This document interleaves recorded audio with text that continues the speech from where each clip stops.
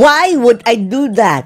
Oh, yan talaga ang sagot ni BBM mga kababayan. Sa sinabi ng ilan na bakit hindi na lang ikaw ang mag-resign BBM sa halip na pag-resignin mo ang lahat ng iyong gabinete. Bakit ibinubunton mo sa kanila ang sisi? Ang sabi ni BBM mga kababayan. Why would I do that? Ha? Oo nga mga kababayan, dahil anya, hindi daw siya ang tipo ng tao mga kababayan na tumatalikod sa problema. Wow.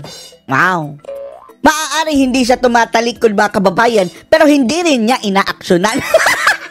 Sabihin, ito ang tipo ng tao mga kababayan, hinahayaan lang ang problema. Bahala kayo dyan o ganyan. Kaya why would I do that?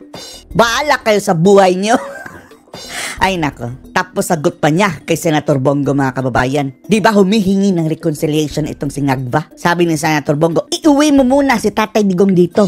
Sabi nito si BBM mga kababayan, ang reconciliation ay wala yung kondisyon. Tingnan nyo, hindi talaga mapagkakatiwalaan ang mga pinagsasabi nito mga kababayan. Panoorin nyo po ha. Iginiit ni Pangulong Bongbong Marcos na hindi siya magbibitiw sa pwesto. Alam namin yan Kahit pa pointless mga kababayan nang paulit-ulit nating sinasabi na mag-resign ka na. Alam natin hindi yan magre-resign. Pero the more natin yang sasabihin sa kanya mga kababayan, the more natin na mapapakita ang pagkadismaya ng taong bayan sa kanya. Mag-resign ka na. Kahit hindi mo gagawin yan. Sa gitna po yan ang panawagan ng mga kritiko kasunod ng Kapito ko nga yan mga kababayan Ngayon pa lang nagpaplano na ng perpetuation in power. Base sa sinabi ni VP Sara Kaya nga gusto ng charter change. Gawang cabinet revamp. Ba't ko gagawin yun? Bakit ko gagawin yun? Mukha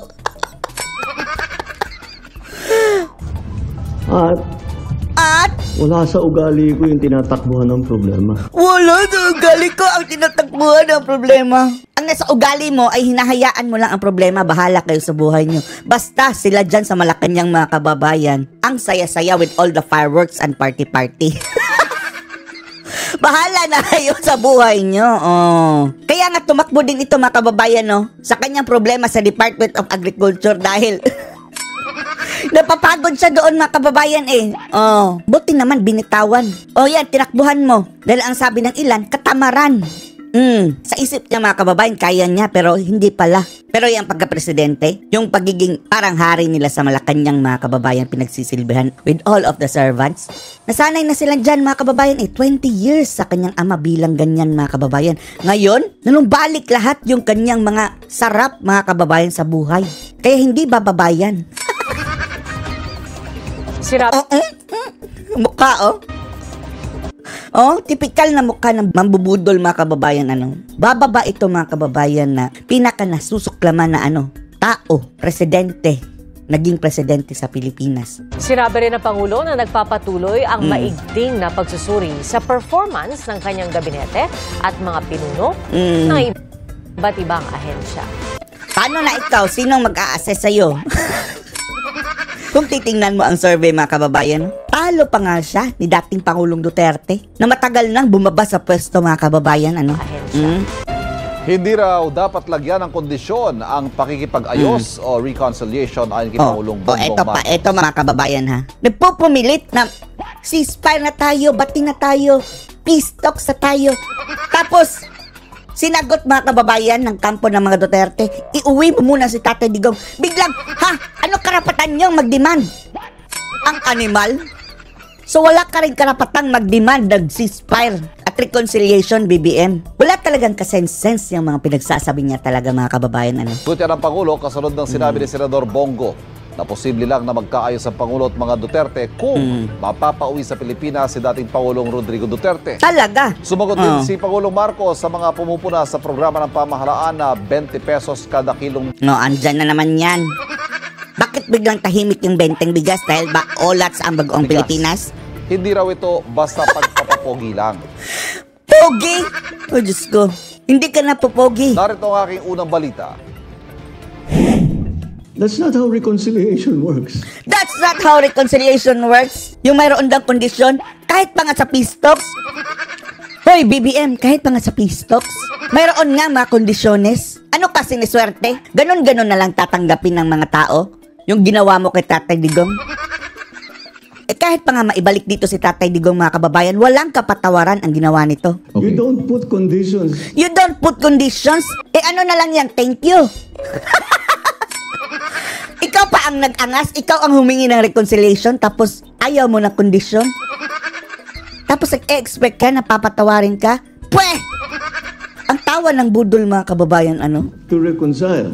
To reconcile. Dapat nga panagutin ito, mga kababayan, sa pang-aabuso nito sa kanyang kapangyarihan. Yung pagdukot nila kay PRRD, mga kababayan, mayroon yan dapat kaparusahan. When you want, if you're sincere, you want to reconcile, Paululan ba itong naririnig natin, mga kababayan? If you want to reconcile, sino ba ang humihingi ng reconciliation? Di ba ikaw? Mukhang pinapalabas pa, mga kababayan, na ang mga Duterte ang nakikipag-reconcile sa kanya. Anong ngag-ngagan ito? Matapos sabihin ni Pangulong Bongbong Marcos noong nakaraang linggo na bukas sa makipag-ayos sa pamilya Duterte.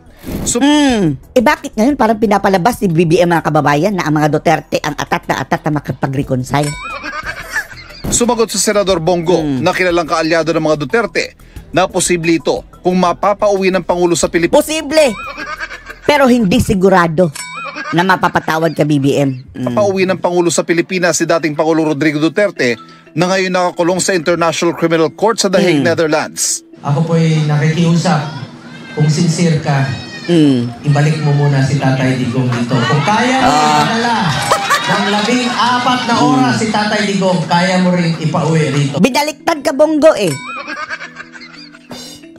Mukhang pinapalabas si BBM, mga kababayan, na itong kampo ng mga Duterte ang gusto ng reconciliation. Diyan pa lang, mga kababayan, tapos na ang usapan. Sa lalong madaling panahon. Sagot ng Pangulo sa isang press conference habang siya nasa Malaysia para sa ASEAN Summit, hindi dapat magtakda ng kondisyon para sa reconciliation. Ano kasi ni swerte, BBM? that's not even a negotiation. Panghiwi pang mga kababayan, igit-itan. A negotiation. Yung kanyang mga ritual sa kanyang bibig, mga kababayan. That's demanding. Those are setting conditions. Talaga. Sino ang naargabyado? Sila.